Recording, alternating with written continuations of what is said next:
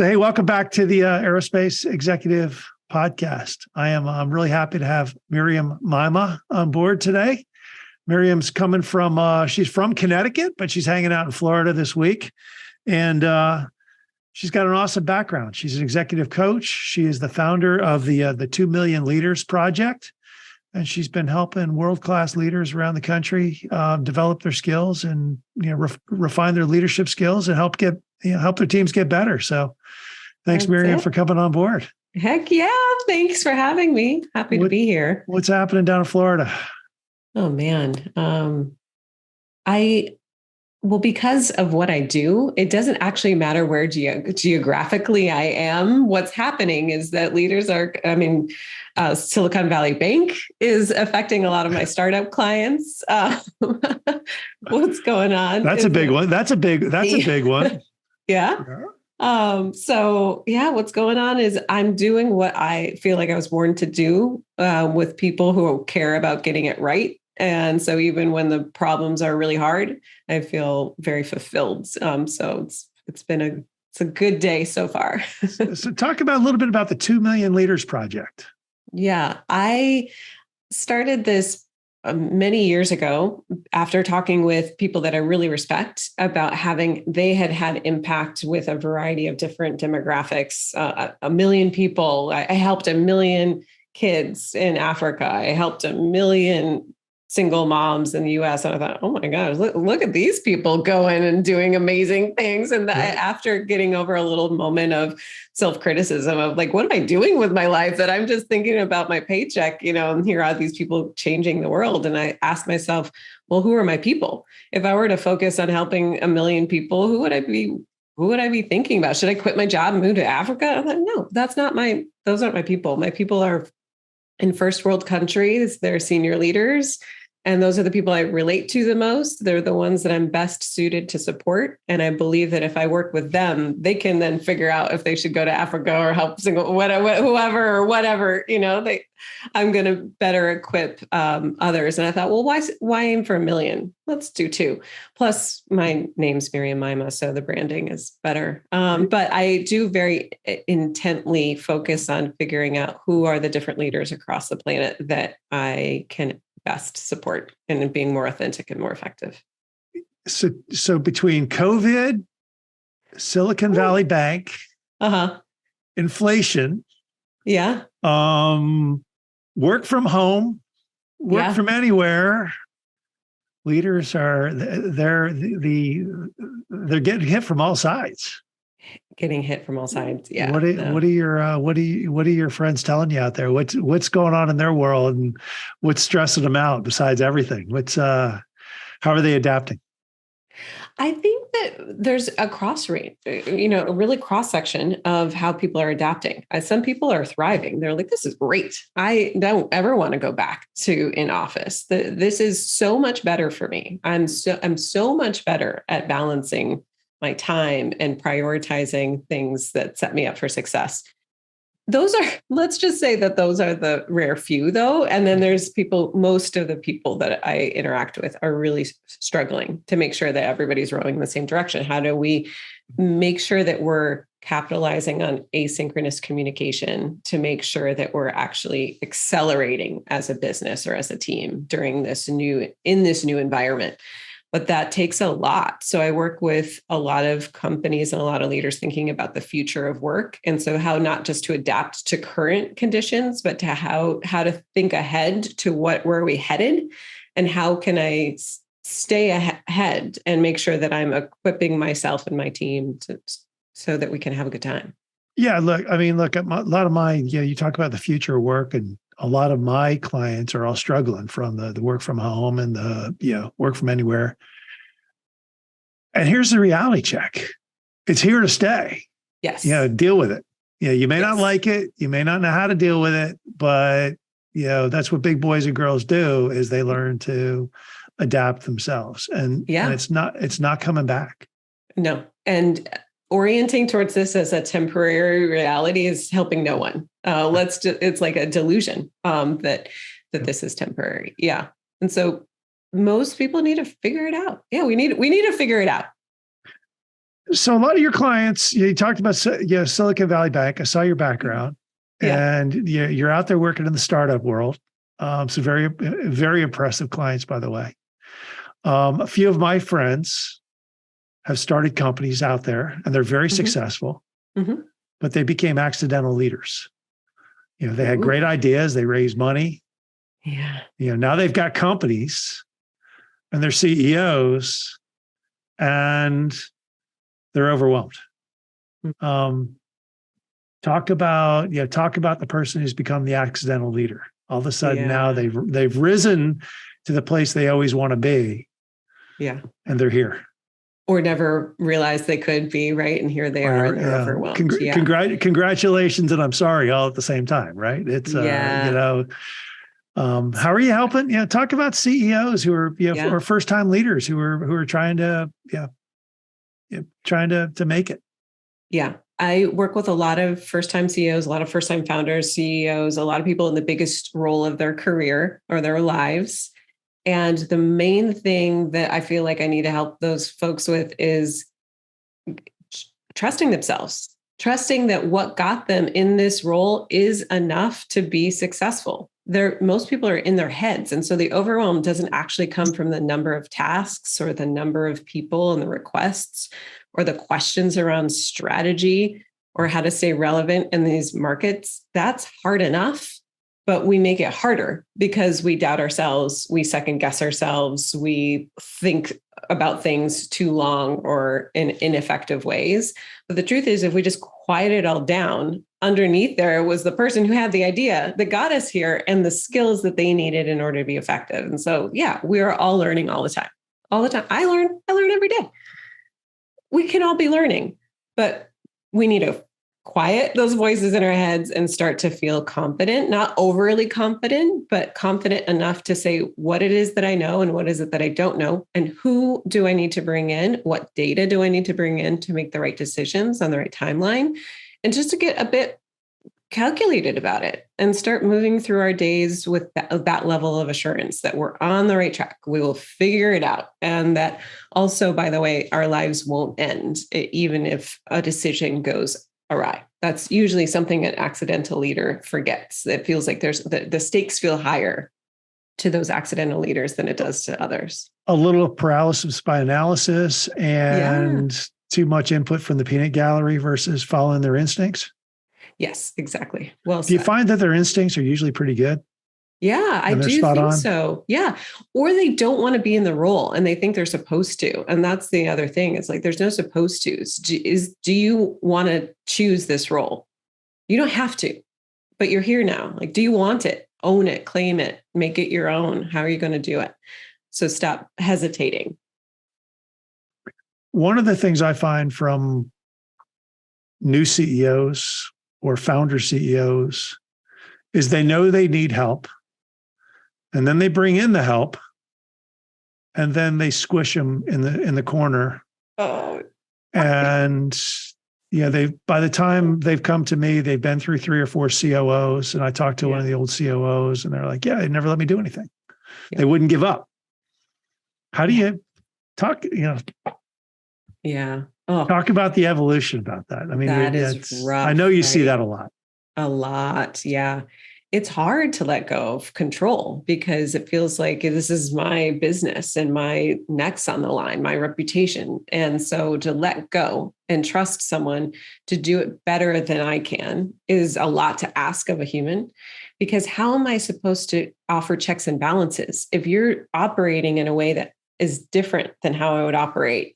And if maybe you're bringing more skill or experience to the table and you're doing it in a way that works, but I don't understand it, then I can't engage effectively with you. And so that's where we get into this swooping in and taking control or never giving up the control to begin with. So figuring out for every leader their trust and verify methods. How much do you need to understand? What information loops do you need to have in place so you have enough visibility? And how can you have another person that knows enough about the COO's world, using your example, that you feel like you can have checks and balances? Because it doesn't have to come from you, but you do need to be able to regulate. Are the people on my executive team operating well? Are they making smart decisions? I don't need to necessarily understand them, but I need to know their smart decisions. And so therefore, how can I do both at the same time? Not feel like I know, but also offer effective management of these experienced folks that I'm bringing in. So asking for input, you're asking for input, you're trusting the input, you're trusting your own judgment. Yeah, right. But some specifics, like every week, hey, jot down for me, what are your priorities? I want to know in the beginning of the week, what are your priorities? What are you working through? And the end of the week, how did you work through them? So, but for other people, they don't care how you work through them. They just want to know the results. And how do you know that they're the right ones, right? But everybody, they need different information. Absolutely. So you're talking to a lot of leaders. You've seen some great ones. You've seen some okay ones. What makes, in today's world, right now and today with a lot of dust in the air, what's making, who are the great leaders? What are they bringing to the table? What traits are they, what traits are they are showing up, and how are they managing effectively? Yeah, mostly they are increasingly self-aware. So what I mean by that is they know what they need to do in order to show up and be present and engage with the person on the Zoom screen or across the table. Because most often we're not actually picking up the cues that are given to us by our team. And we need to be increasingly attuned to what those signals are so that we can lead effectively. But we can't do that unless we're first self-aware. So I think about managing my energy and managing my time effectively. And so knowing when am I at my best and when am I at my worst, and what are the things that I need to do day in, day out to more often show up as the best version of me. And how do I over time get better and better at showing up and being present and engaged? And so for some people, that's, hey, they need to work out every morning. Great. Work out every morning. And if you don't work out, the person that meets with you right after you miss that workout, they're going to know. Right. They're going to feel it. And that impact will actually ripple through their day, their week, and you're going to lose productivity unintentionally. So show up and as the leader that you want to be known for. But there's a lot of different leadership styles out there. Like, I've worked really well with some authoritarian leaders. Oh, sure. You come in, at least you know what the expectation is. You don't necessarily like them as people, but at least you know what the expectation is. I can deal with that. And I've worked with some other people that are really good. Hey, here's the mission. You go figure it out. Bring me the results type leaders. Yeah. Is there a style that's working, or is the leader setting the pace and it's up to everybody else to adapt? I'm more in the camp of the former. I believe every leader needs to figure out what's my authentic leadership style. I'm going to make that clear. I'm going to make sure people on my team are comfortable with that. They're not going to push against it or wish I was someone else or operating more kumbaya or whatever it might be. But I am who I am. So if I'm authoritarian, great. I still need to be present enough to know if the other person is understanding what I'm trying to say. Do they have clarifying questions? Are they actually going to have helpful pushback on me, right? And so engaging in two-way conversation is necessary to make sure that everybody's basically they're on board. They understand, they're clipped in, and they can leave this conversation and go execute. But the pushback is the big thing. You got to leave the door open for some pushback. Yeah, I think that's where you and I come in most of the time, because most people, they aren't getting it from their teams, right? They aren't getting the healthy, necessary pushback of whatever might be needed that day. But I think the best leaders invite that from their team, and they create a connection, a relationship with those folks. So they know that if you want to push back because it's going to lead to a better result, push back. If you're going to push back because you don't like how I'm leading, there's the door. So the authentic leader, it could be anything, but anything. What's it take to make? I mean, obviously, what's it take to become? What does it take to become an authentic leader? I mean, everybody's got you think about the authenticity, and look, the tiger can't change his stripes, so you're going to be what you're going to be. How do you become that authentic leader and get the right people to follow you? I think one way is a simple exercise is to think about there's two ways to do it. One is if I were to ask people to describe me as a leader, what are the words that I would hope they would be using? So that's one way to think about the kind of leader that I want to be. Another way to do it is think, who are 5 leaders that I really respect? No wrong answer. They can be fictional characters, political figures. They can be people from the military. They can be colleagues, family members. Who are 5 leaders that you really respect and admire because of their effectiveness? And what are the qualities you recognize in them? And then figure out which of those qualities that you're exuding already, and then maybe pick one that you have not yet started to exude and figure out how you can bring that forward more and more often. So that's the way that you would answer that's different than the way that I would answer that and the way that everybody listening to this would answer it. So that's usually my easiest way in to understanding what does this person care about. And almost always that's a direct line to what they're naturally good at. So is that an adaptive? Is that something that adapts over time? Or is it, does the authentic leader kind of come out immediately and then grow? Or is it the leadership style adapts over time? I think it's us getting out of our own way more and more often. So it evolves over time, it adapts over time, but mostly because we're unlearning the things that we thought we were supposed to be doing in order to be more true to how we want to be operating. So it does change. So did Steve Jobs ever change? I mean, he was a pretty tough leader, but everybody understood what he was looking for too. Exactly. So he was true to himself. And so I do think that we could look at his career and see different ebbs and flows in terms of what he was focusing on. But there was a very strong through line of he cared about quality. He cared about innovation, and he wasn't shy about that.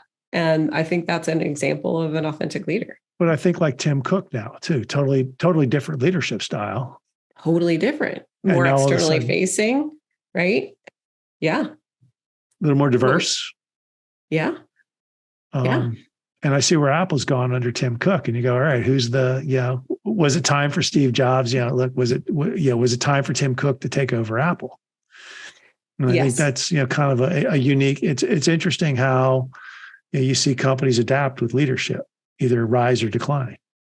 Exactly. So that's getting to the question of just knowing, is this my role for right now? Am I the best leader for the company and what the company needs right now? Which is that requires a huge amount of humility to honestly answer that question. And if the answer is no, then what's your succession plan? If the answer is yes, then stop second guessing yourself and get to it. You talk about the second guessing. Is that the biggest issue you see when you're talking to CEOs? I think most people don't recognize it as that. But yes, I think that that's exactly right. I think the second guessing of people on the team, second guessing of the decisions that were made, the rolling over things more than once in a way that's not efficient. I think that's maybe what I'm labeling second guessing. And I think a lot of leaders fall prey to that. I do it all the time. I'm sitting here thinking about, I got 3 decisions I need to make and I can't figure it out. So I just, no decision. I have to keep telling myself no decision is a decision in itself. Yeah. Right. And does that help? No. Yeah, I guess it does because, look, you're sitting in your safe zone. Yeah. Like no decision, means I'm ready, willing, and able to deal with the situation I'm in now. Yeah. But if I make a decision, you're moving forward. And at least you're changing direction. You're moving forward with something. Yeah. And I think that's, look, I could see myself in that same, sort of that same canoe. Exactly. Right. And think about how much energy and time we waste just getting ahead or feeling behind or looking to the past or all of that. And so I think what you're talking about is very common. If there's 3 decisions I need to make, I was like, okay, well, what information are you going to need in order to be able to make those? Do you have that information already? If not, that's your next step. Your next step is not making a decision. Your next step is gathering the information. Usually there's some small action we can be taking, sending an email, setting up a meeting with a colleague, whatever needs to happen to help move it forward, or make a decision about when I will be ready. I can't think about it until tomorrow at 9 a.m. But I know tomorrow at 9 a.m. I will have the data I need on hand, and I will be in a position where I can do it. And so that's really place it on the calendar and then come back and be here. Better, easier said than done. Easier said than done. But, I think about like my small business, but then you think about, these founders or these new general managers or, and they're trying to, perfection is the enemy of good enough, right? They all want to be perfect. They don't want to make a mistake.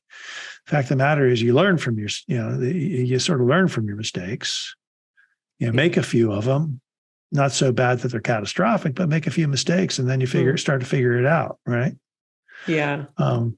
What's the best way to, look, I guess it comes down to managing a little bit of managing yourself. A lot of managing Talk yourself. about that. Yeah. Yeah. So I just think our baseline, so this is something that I see it in high growth companies. I think we all experienced it during COVID, was the sense of there's more to do in a day than you can get done. And you're not feeling that great to begin with. And so the quality of our thinking, I think, went down. People were just isolated. They were home. They were in front of the screen all day. And so literally the quality of our thinking and our quality of our decision-making took a nosedive. So figuring out how in this current reality do I need to take care of myself? I really do think it starts there. Because I need to, when it comes time to make the decision, I need to be able to trust my own thinking. And in order to do that, I need to, like I mentioned, exercise, water. Like these seem simple and unnecessary, but they're most necessary right now.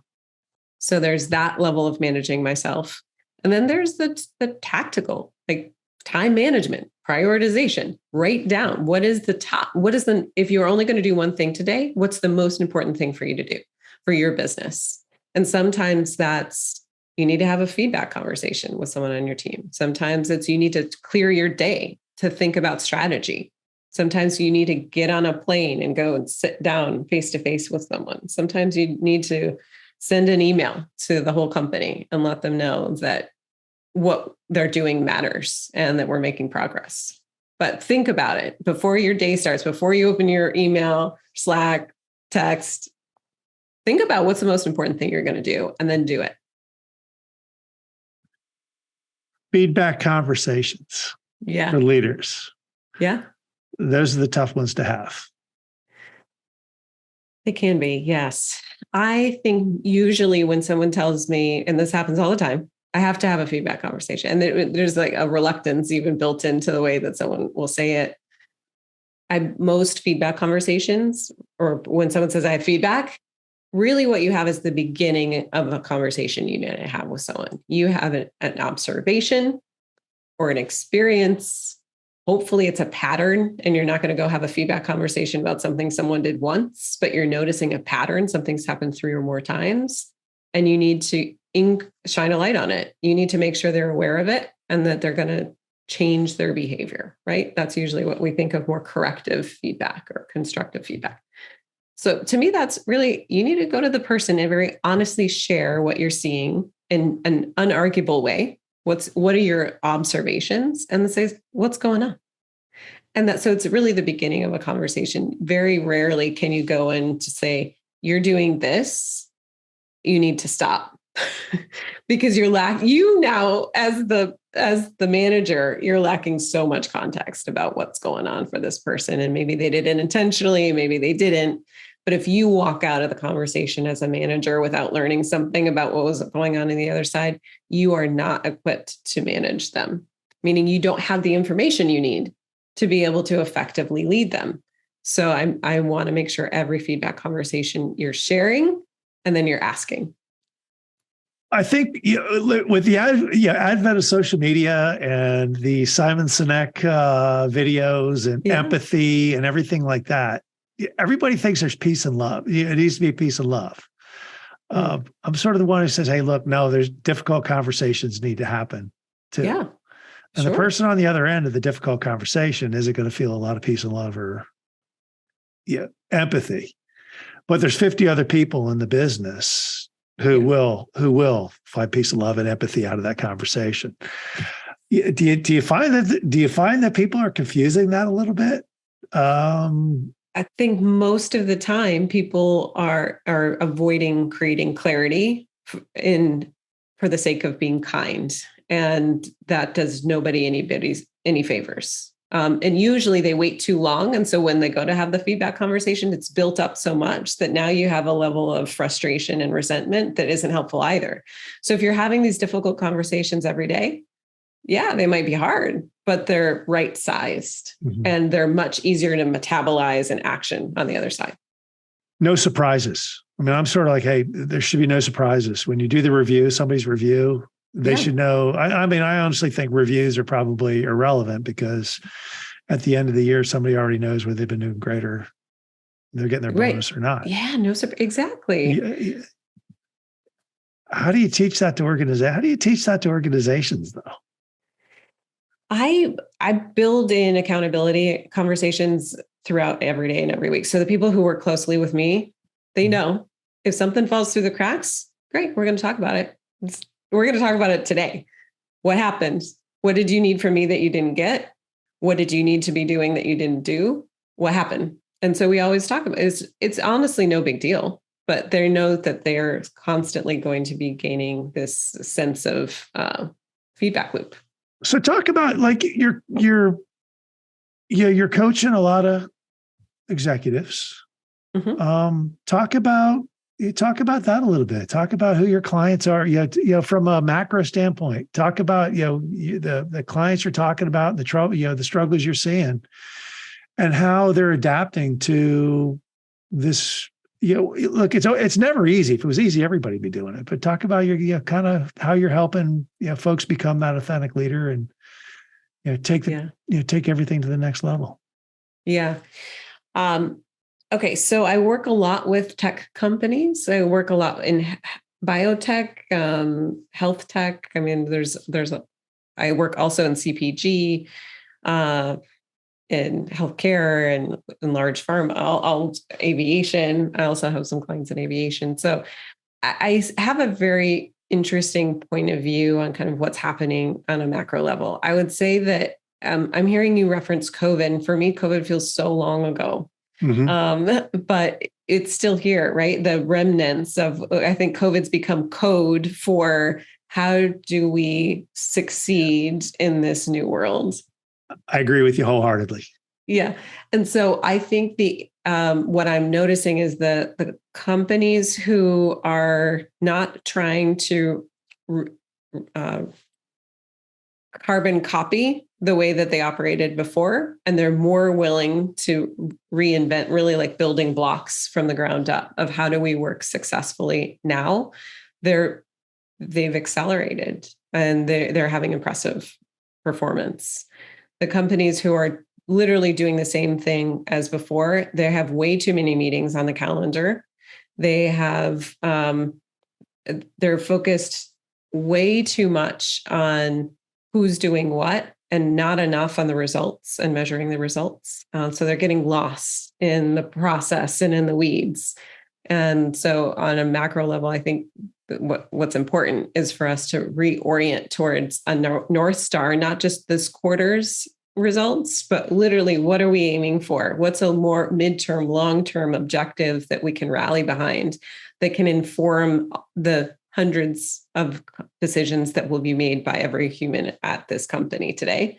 We need to know what we're aiming for, what our priorities are, what's my role in that. So it's kind of going back to basics and then let's figure out together, how do we communicate and how do we collaborate? And let's just kind of throw out the old rule book out the window and figure out what works for us now. It doesn't have to be complex. I think that's the other thing is the companies who've embraced simplicity are thriving. Those who are trying to are overthinking it, Yeah. then they're still thinking about it. It's amazing how you can always come back to the keep it simple. Just keep it simple. And the results. I mean, it's, nobody cares about what you did. It's what they care about How what you got accomplished. Here.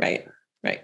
And that message just seems, I don't know about you, but I feel like that message gets lost. I don't care what you did. I don't care you flew to California 3 or 4 times. What did you, or you flew to Singapore. Did you come back with an order? Right. Exactly. Yes. And if not, why not? Right. And that's the accountability conversation. Like, what'd you learn? Right. Yeah. It always scares me when I hear someone say, I'm a relationship person. I'm like, what do you mean you're a relationship person? Well, my clients love me. I'm like, okay, are they buying stuff from you? Yeah. Well, no, but they love me. Well, there we have a problem. Well, yeah. I mean, that goes into the psychology of sales, which I work with a lot of people on, and making sure that those relationships and people feel like they can translate those relationships into sale. Yeah, but it's the same with a lot of leaders too. It's your teams may love you, but if they're not getting anything done, there's a problem. So that's where I do believe there's 2 axes. So there's authenticity, which we've been talking about, and then there's effectiveness. And you can't lean into one at the risk of losing the other because it's not sustainable. But we need to be able to do both. And effectiveness is really about knowing how to drive results. Yeah, I think that's maybe a little bit of where I've been struggling. Yeah, I hear the authentic leader a lot. And when I think the authentic leader, maybe I'm wrong, but I always get kind of come back to that touchy-feely, everybody kumbaya, everybody's got to get along. And I'm like, I'm not so sure about that. No, that's not, to me, authentic means true to yourselves. There's people who are too much that. And so I work with them to stop asking and start telling. And they've needed to literally fire some people on their team who thought they were signing up for a collaboration. And it's like, my authentic style is very directive, authoritarian. And if denying that is doing nobody any favors, is creating hell, honestly, for most people on an executive team. So just be true to yourself. But if it's not delivering results, that's where it's like, can we figure out how can you take your authentic style? So even if that's declarative, and what do you need to do in order to also get results? Maybe you need to invite participation in decision-making. So can you do both? Yes. So that's where it gets a bit more nuanced. I was talking to a good friend of mine on another podcast, Mike Manazar. Everybody just calls him Nasty. He and I flew together in the Navy 30 years ago. We were talking about, he's got a great point. Good leadership needs good followership. I think that's where I stumbled in life. I was never a good follower. Oh, interesting. So you think about good leaders herding cats. You got, you got 98 team members who are rowing in the same direction. You got 2 are out here, including me, who are, off in La La Land wanting to do our own thing. How do you just, what's the best way to deal with the people that just can't follow? Do you fire them? Do you may be very talented. Do you manage them differently? Every leader out there has had to deal with it. Yeah, absolutely. Well, the question is, what does the business need from them in their role? So this is where salespeople sometimes get away with behaving very differently than people we'd see in other functions because their personality is different. They're a little bit more rogue, but they're delivering the results. And so I personally don't think you can grow a company very quickly with a wide range of ways of operating. So that's where I get particularly interested in these outliers to say, is it okay? It's kind of like in check, and their role isolates them essentially from this larger group, or are they pulling the culture? And therefore, I think of the aggregate personality of the team. If they're getting confused, how do we operate here? That's not doing anyone any good. And it actually has an outsized negative impact. And yes, it's much better to exit them. Give them all the tools and information and resources to make either opt in or opt out. But yes, you can't really have them linger. But ultimately, the prima donna, I guess it comes down to either you figure out whether they're value to the organization, or it's time to move on, no matter how talented they are. Do you see that a lot? Yeah. Absolutely. Yeah. All right. Yeah. I'm like, yeah. What else would you like to know? I do see that. Do the leaders have a hard time making that decision? Yes. I mean, I see some leaders for months agonizing over decisions around, especially senior leaders or people who are performing, but in a way that sends a bad message. Months, sometimes years. And to me, it drives me crazy because I can't make the decision for them, but I know what's on the other side of it. And without exception, I rarely say this, but without exception, people say, I wish I did it sooner when it comes to those decisions, those people decisions, the difficult person, their pain in my side. I hear about them from other people. Make the call. Just do yourself and everybody else a favor and make the call and move on. Yeah, that's the common refrain I always hear is, what took you so long? What took you so long? Well, and everybody it's else. to do right by people, do right by the business, one or both of those things. And it feels like sometimes those are at odds with one another. But the truth is they aren't as much as it might seem in the moment. Just make the call.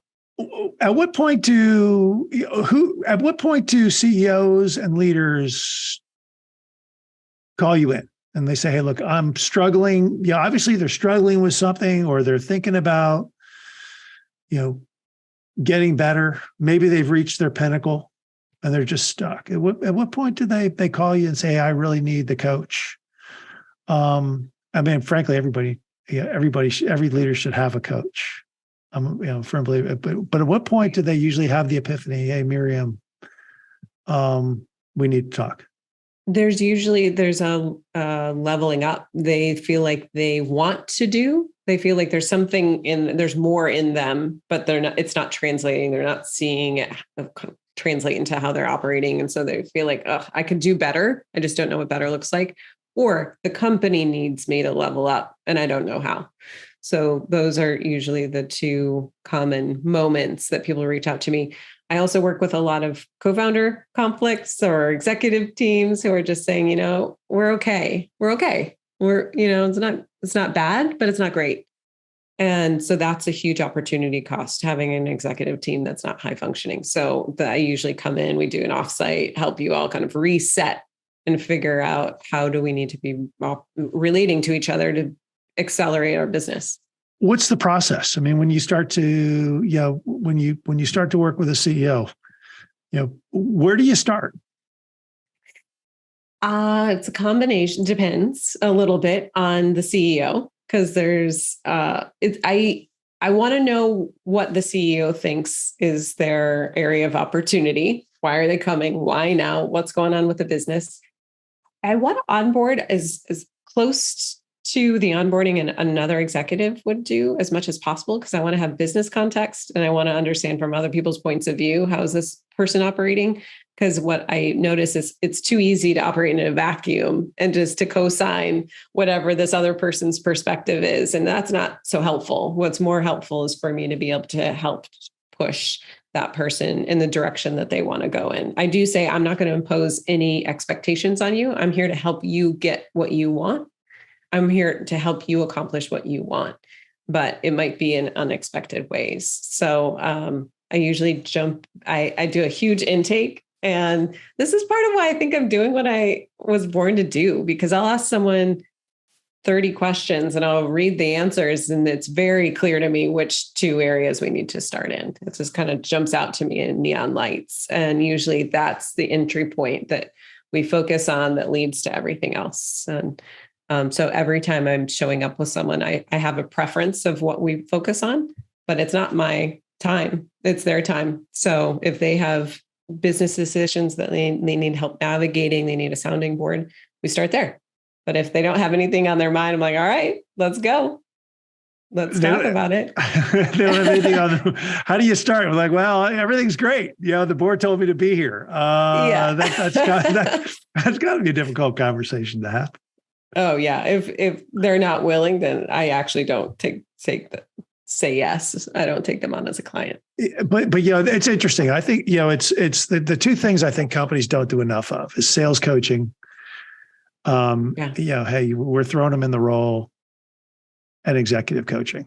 I mean, you think about the young, I mean, it's so inexpensive for the value you create. You talk about general managers, first P&L responsibility, first leadership role. Yep. Coming out of the military and moving into the civilian world or vice. That's it's hard. It's hard. It's hard. And too many people, I think I can do it, or companies don't want to invest in that. Yeah. It's such a missed opportunity. If you look at the cost of your full-time employees and everything that you're paying in terms of benefits and salary and compensation, and you think about what's the level of investment that it would require to get the most out of this investment, it's not much. But there is training, there's resources, there's a few things that if they were just to put them in place, they would recognize a huge ROI. Well, I think a lot of it's, what are we expecting this person to accomplish? And are we giving them the tools to do it? Yeah. I mean, the deep end is awful deep. The deep end can be awful deep when you're just thrown into it. Oh man, that's right. And so there's some companies that I work with that they just know they have a sink or swim culture and they're not shy about it. We're going to throw you in the deep end. Hey, if it works, great. If you feel like you're drowning, figure it out. We're not going to help. But most companies don't want to have that. They actually want to put in a bit more structure so that there's greater continuity. People can grow within the organization. Therefore, you're retaining all of that institutional knowledge. So much can be gained. I'm not sure the deep end culture works anymore because everything is such a building block. And if you're starting fresh every 18 months, you're not building a whole lot. It's hard. No, that's right. That's right. And you probably know the statistics more than I do. I believe that most companies don't see a positive ROI on any recruitment efforts until year 3. Probably. Yeah, maybe. I don't know. It depends. I mean, I always tell them, hey, really, I just tell people, look, it takes, 6 months for the person to figure out the company culture. Yeah. The person that they bring in, any new leader or any new person comes in and they're sort of, their foundation is there. They don't know, what's inbounds, what's out of bounds. The onboarding process is so important. And that's where, I think that's where a lot of the failures, start. If a new person is not effective, it's usually not the person. It's usually they're trying to start on a foundation of error, right? And they weren't. It's unfair. Both, it's like, hey, look, it's unfair. What happened here? Right. Yeah. So if we think about all the time and energy that goes into scoping the role, running a good process, interviewing, hiring, onboarding, getting them embedded in the culture, that's such an upfront, it's front loaded, really. Investment in humans is front loaded. So we want to make sure that we're hiring really with a lot of thought, which is, I think, where you come in. And there's also making sure that we think about how to make sure that we're looking for a tenure of at least 3 years. Well, I think we want somebody who's going to hit the ground running. Yeah. And that's not necessarily, look, it's a great theory. It's not necessary reality, but there was a really good article in the Wall Street Journal last weekend. I don't know if you saw it or not. And it was talking about, career transitions. They tend to be gradual. You're probably already thinking about your future career now. Oh yeah. It's not black and white. It's not here today, something different tomorrow. But I think that comes with anything in business. It's not, we're going to make a shift, new strategy. Let's all head to the left side of the boat. Right. That's kind of a hard. That's a hard. Right. And so thinking about for leaders, thinking about the early signals and acting on them. both for themselves and for others, for the business, noticing that the trajectory is clear, but how early are we tuning into what it is? And so I encourage people to ask people on their team, like, what are you thinking? How long are you thinking? Like, what do you want in your career? And having this open conversations about it. Because if they already know, and there's ways that you can slightly adapt their role to retain them twice as long as they're performing the way that you want to, that's a good choice. But similarly to what we were talking about earlier of the early signals, if it's very consistent that someone just is not going to fall in line, then we know where this is headed. It's just a question of how long you're going to let it last. I love it. So what's happening with the 2 Million Leaders Project? So where do you take that next? Well, I think about that a lot. I obviously, like, I took this big inhale, this big exhale. I'm like, how much time do we have? I have a lot of ideas around who best to partner with and what I'm thinking about is how to gamify leadership development for kids.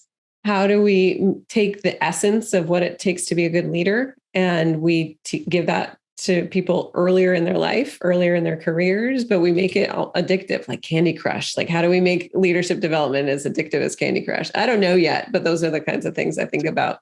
That's a great, look, I think that's a great start. Yeah. Just teaching kids how to be, teaching kids how to be leaders and, not be how to grow. I mean, how to just come out of the corner and adapt and how to make decisions, how to advocate for what you believe in, how to think through the different steps it's going to take to get there, how to listen, how to gather new information, how to have a question and get it answered, right? Those are all kind of foundational leadership skills. I love it. So how do folks get a hold of you? Oh, they can go to LinkedIn, MiriamMeima.com, Miriam Meima on LinkedIn, or they can go to leaderswhosmile.com.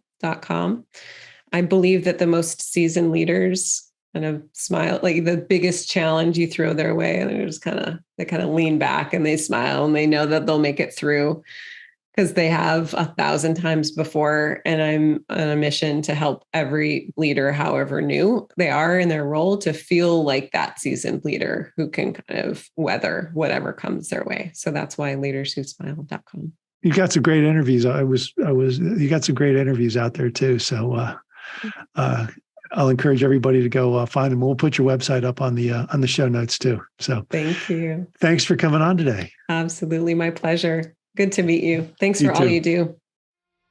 I hope you enjoyed the latest edition of the Aerospace Executive Podcast.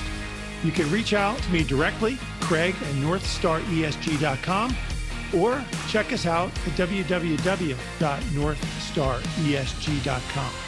You can subscribe to this podcast on iTunes, Stitcher, Podbean, or on YouTube. Just do a search for Aerospace Executive Podcast. Thanks again. I'm Craig Piven.